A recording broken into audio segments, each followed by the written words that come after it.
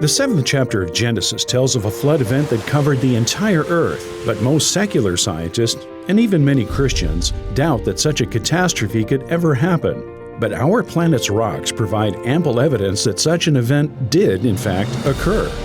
Join ICR's science staff as they travel across the American West, demonstrating the very real evidence of a global flood that occurred about 4,500 years ago. The rocks show individual layers that have been spread across vast areas of the West, many of them more extensive than the last. Today, stacks of these rocks measure thousands of feet thick, indicating a progressive flood event just like the one described in Genesis. To claim that no evidence exists for a global flood is to ignore the scientific evidence left behind. The flood left substantial signs that confirm Scripture. Truly, the evidence has been carved in stone.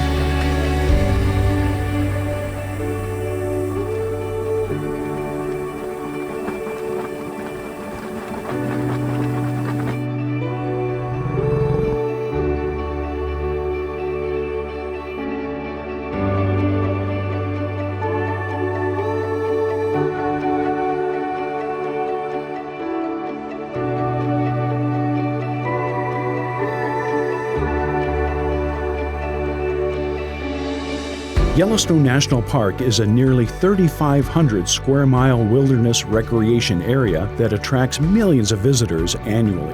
Visitors are greeted by unparalleled natural beauty and have the unique opportunity to explore some of the United States' finest geologic features.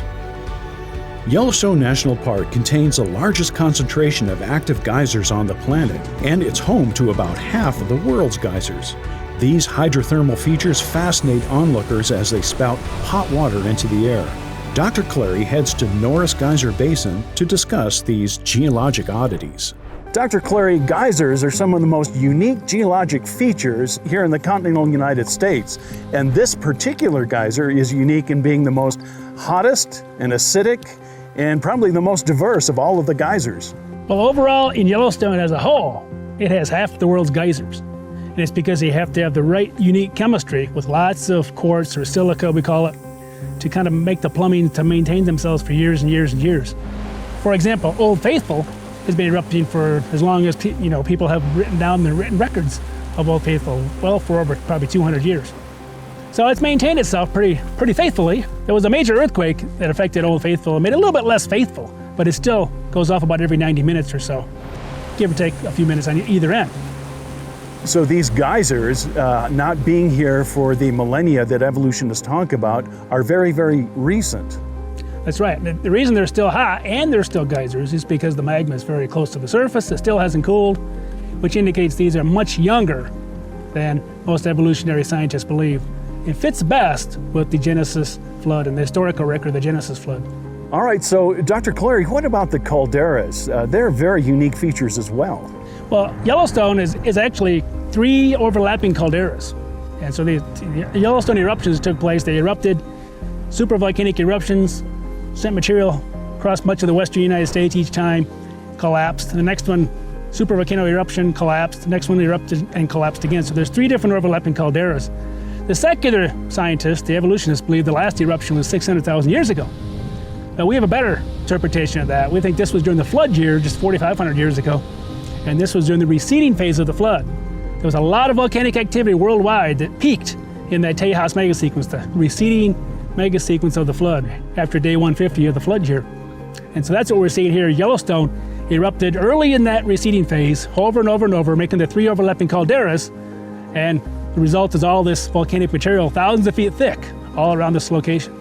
People worry it's going to erupt again today, but I doubt it, because this was a flood eruption. And so today, even though we have magma very close to the surface, just a few miles down, which we can still tell by the geysers and the hot springs and the mud pots, we know there's still magma down there, but it's probably not going to erupt in a supervolcanic eruption ever again. That was a flood year eruption. The series of eruptions took place during the flood year. They didn't take place, as far as we can tell, afterwards. So the Earth is still recovering from the Genesis flood 4,500 years ago, and this would reflect that. Exactly. Hydrothermal features can be easily explained by the catastrophic nature of a global flood. But Yellowstone National Park contains other unique structures that point to the Genesis account.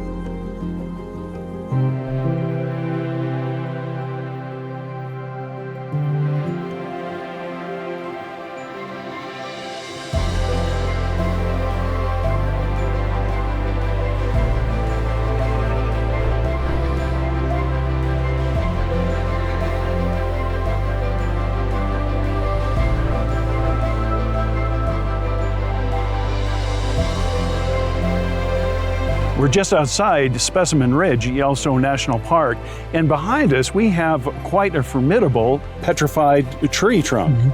And it is enormous. And of course, with the two conflicting worldviews, uniformitarianism and flood geology, there's two explanations as to how this petrified tree trunk came about. Well, not too far from here, just a few miles back, is Specimen Ridge. And at Specimen Ridge, they have 27 different levels where they find trees. So the evolutionary story is these are all individual soils that grew, and then thousands of years later, another layer of volcanoes came in and piled on top of that, and another layer grew, another layer grew, another layer grew over a vast amount of time. But none of the evidence of the trees really supports that. So if this is true forest growing on site, then we should be able to look at the root system and see an extensive root system for each one of these layers. That's exactly it. What we don't see when we study these trees at Specimen Ridge and around here is we don't see complete root systems. We just see the thicker end, the wider end of the trees were like dropped into mud. And our best explanation came over 25 years ago when ICR scientists studied the eruption at Mount St. Helens.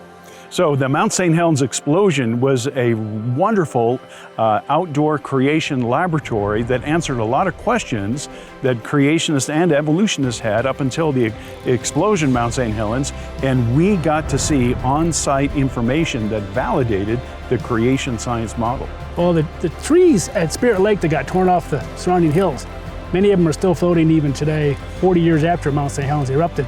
But a lot of them are actually becoming waterlogged, and their heavier ends are sinking. And we see at different levels, as the ICR scientists found years ago, they're sinking at different levels, so it looks like they're at different levels. They were deposited at different levels, but in fact, it was all one big eruption. So most of these 27 levels can all be explained by just one single eruption. That's incredible. So the Spirit Lake, which is 6 miles from the summit of Mount St. Helens, and the northward facing blast of Mount St. Helens blew out all of these tree trunks. What is it, a cool 1 million tree trunks were predicted to be floating in Spirit Lake. These tree trunks got waterlogged as they rubbed together. You get this layer of peat down at the bottom of Spirit Lake, and then of course some of the tree trunks went down into the peat as well, giving you, for all impressions, looking like a forest. Right, and you have different levels because as the sediments fill in, another tree will sink, another tree will sink, and more sediment, another tree will sink. And that's exactly what we see here at Specimen Ridge, 27 different levels, but they can all be explained by that single eruption. Yellowstone was erupting as the floodwaters were starting to recede. And so there was these massive eruptions, super volcanic eruptions that took place just in the waning months of the flood, and depositing thousands of feet of volcanics all across this entire area. And that's what buried those trees that got caught up in those volcanics and buried, floating, and the water was probably still covering much of this area. So the trees were still floating and the waterlogged ones started dropping down. and it looks like individual layers. One other thing is there's really no evidence of soils even, let alone there's no tree roots. There's no evidence of soils in those different horizons either. So again, the one eruption interpretation that we at ICR scientists have concluded from Mount St. Helens seems to make the most sense. Yeah, and so this outdoor laboratory over 30 years ago that occurred at Mount St. Helens, again, helps to validate the creation science model. Now, I remember when I was an undergraduate in biology, I was taught that having petrification of something like a tree trunk took enormous time periods as slowly and gradually the organic components of a tree trunk was replaced by minerals. However, that doesn't really work because, of course, we have things like insects, arthropods, that get into the tree trunk and eat it up, and there's all sorts of decay that would occur as well. But what we find when we find petrified tree trunks, it petrified very rapidly. There's no real evidence of arthropod activity, of rotting or anything like that. It's like very hot water, I don't know, maybe a volcano or something, laden with minerals, replaced organic components very, very rapidly. The eruption of Mount St. Helens has given us a wealth of information that was previously unavailable. Features that evolutionary naturalists claim would take millions of years to form can actually be made quite quickly through catastrophic events.